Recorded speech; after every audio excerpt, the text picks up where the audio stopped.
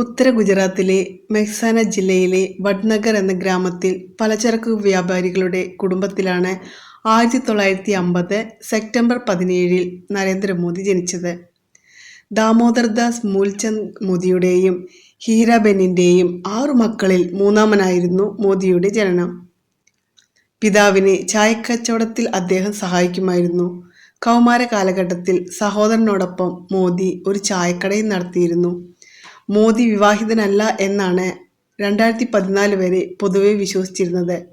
എന്നാൽ 2014 തെരഞ്ഞെടുപ്പിൽ നാമനിർദ്ദേശ പത്രിക സമർപ്പിക്കുമ്പോൾ താൻ വിവാഹിതനാണെന്നും യശോദാബെൻ എന്നാണ് ഭാര്യയുടെ പേരെന്നും സത്യവാങ്മൂലത്തിൽ പരാമർശിച്ചിരുന്നു. 1968 തൻ്റെ 17-ാം വയസ്സിൽ യശോദാബെന്നിനെ വിവാഹം കഴിച്ചു. യശോദാബെൻ എന്നാണ് ഭാര്യയുടെ പേരെന്നും സത്യവാങ്മൂലത്തിൽ പരാമർശിച്ചിരുന്നു. 1968 തൻ്റെ 17-ാം വയസ്സിൽ യശോദാബെന്നിനെ വിവാഹം കഴിച്ച മോദി വിവാഹത്തിന് ശേഷം ചില മാസങ്ങൾക്കുള്ളിൽ തന്നെ ഭാര്യയുമായി പിരിയുകയും ചെയ്തു. ആ കാലത്ത് നിലനിന്നിരുന്ന ഒരു സാമൂഹികാചാര പ്രകാരം വിവാഹിതനാകുക മാത്രമാണ് മോദി ചെയ്തതെന്ന് മോദിയുടെ ജ്യേഷ്ഠ സഹോദരൻ സോമാബായ് അവകാശപ്പെടുന്നു. ഭാര്യയായ യശോദയെ പഠനം പൂർത്തിയാക്കാൻ നിർബന്ധിച്ച് സ്വഗൃഹത്തിലേക്ക് അയച്ചിട്ടാണ് രാഷ്ട്രീയ പ്രവർത്തനങ്ങൾക്കായി മോദി വീട് വിട്ടതെന്നും പറയപ്പെടുന്നു.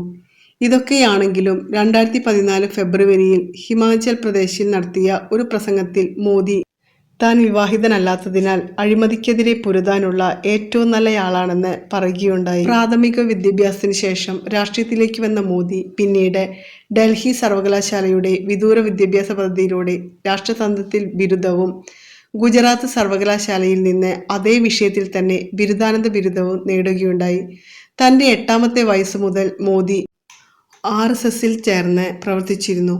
പ്രചാരക് ആയി പ്രവർത്തിച്ചിരുന്നു. രാഷ്ട്രീയ സ്വയം സേവക് സംഘത്തിൽ നിന്നും ദീർഘപരിശീലനം ലഭിച്ച മോദി ഗുജറാത്തിലെ അഖില ഭാരതീയ വിദ്യാർത്ഥി പരിഷത്തിൽ വിദ്യാർത്ഥി നേതാവാവുകയും തുടർന്ന് BJP, നവനിർമാൺ എന്നീ പ്രസ്ഥാനങ്ങളിൽ പ്രവർത്തിക്കുകയും ചെയ്തു.